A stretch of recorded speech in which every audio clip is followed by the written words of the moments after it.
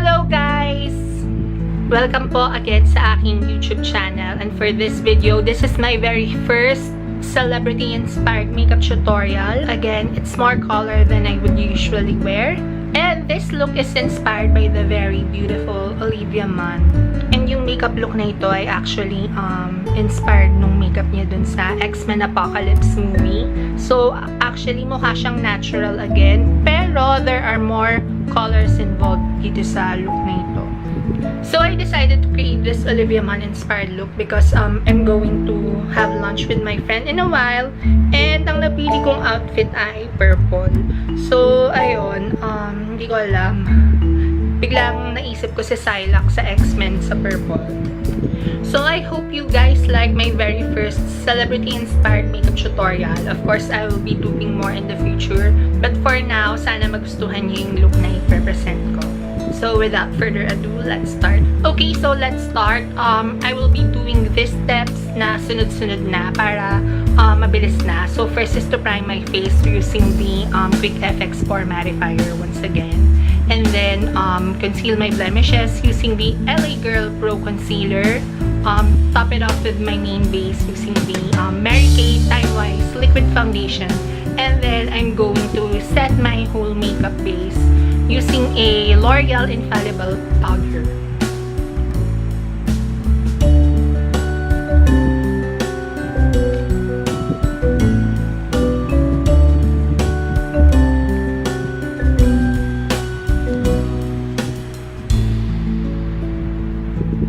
So the LA Girl Pro Concealer is in the shade Creamy Beige.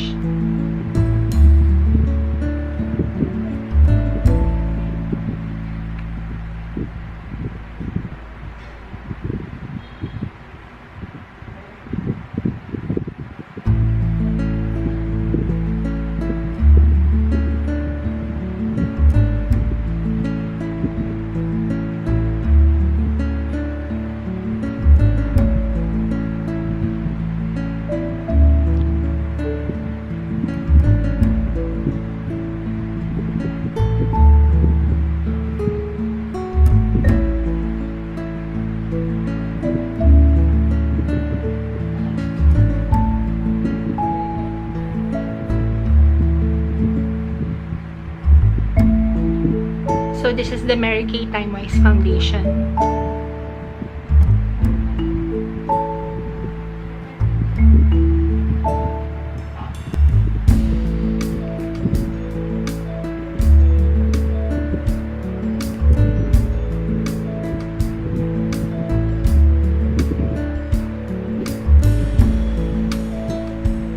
Isa-set ko na siya using the L'Oreal Infallible powder, and if you can see, basag-basag na siya kasi parati ko siyang naibabagsak. So, ayun, hindi naman pala siya infallible after all.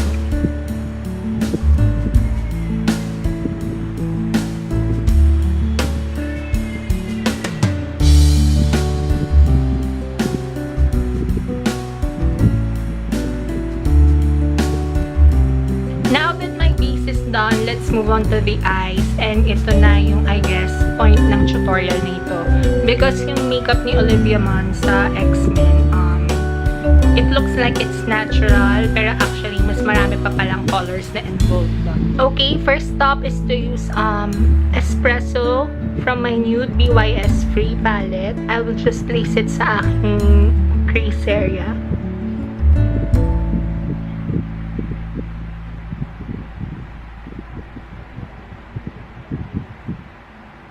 Next, I'm going to use chocolate sa aking outer V area and inner V area.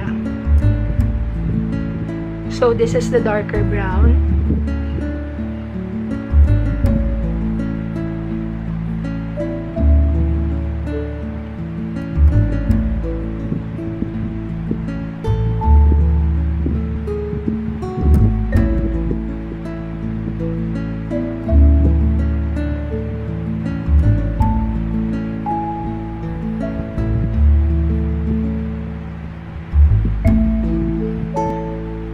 very important part ng kanyang eye makeup sa X-Men ay ang purple eyeshadow na actually hindi siya kita kung kunwari kita yung buong face niya.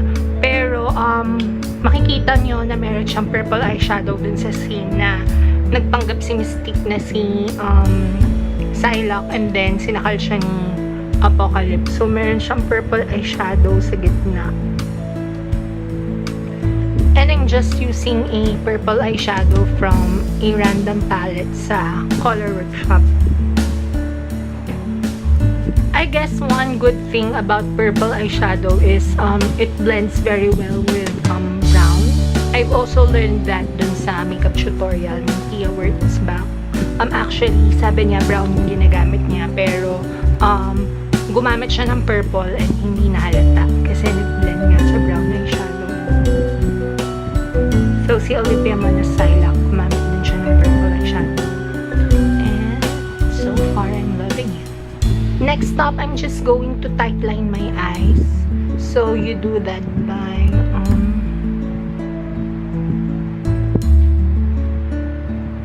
putting black eyeliner sa inyong top waterline.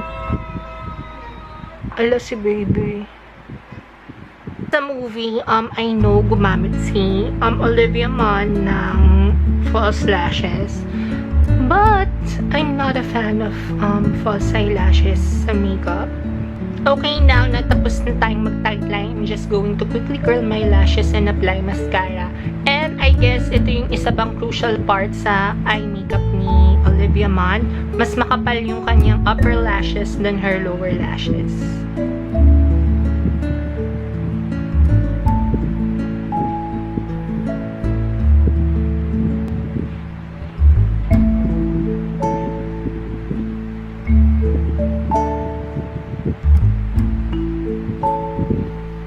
So I'm just going to use my Maybelline Hypercurl mascara, 2 coats para sa top lashes, to make sure it's thicker and longer than the bottom lashes. This is the second coat.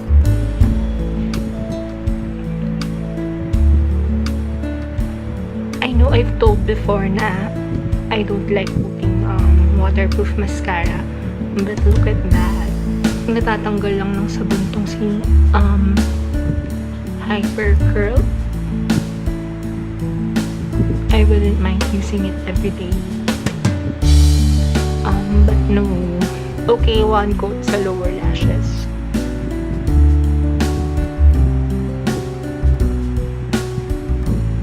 Very important part ng kanyang eye makeup look ay yung brown eyeshadow sa kanyang lower lash line. I think it's super obvious na meron siyang brown product na nilagay sa kanyang lower lash line. So, I'm just going to use espresso once again, pero this time kakapalan ko yung lagay. And I will also top it off with a brown pencil na from Avon.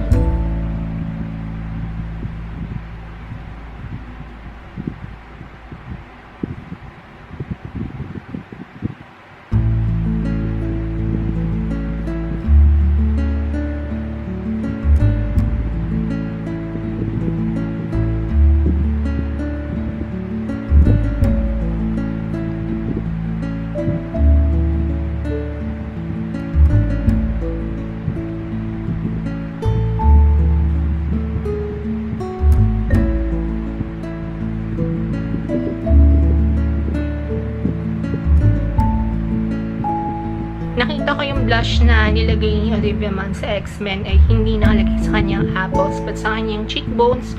So, I'm just gonna do the same. So, it's about here. Oh, and yung blush na ginagamit ko ay ito yung sinasabi ko, yung random palette from Color Workshop. So, meron siyang isang malaking box ng different shades ng mga palettes. So, this is the purple and pink one. I'm just going to use the blush sa aking cheekbones.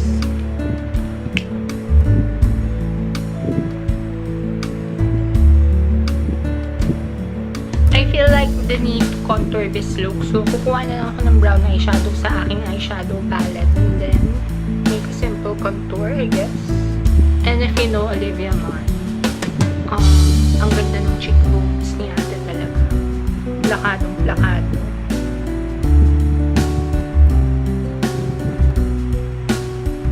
but in a normal day. I don't like contour. Last step to complete this look is, of course, the lips. And sa movie, sa X-Men, Olivia Munn was just using My Lips But Better shade of lipstick. So I'm just going to use this Happy Skin lipstick in Honeymoon Glow.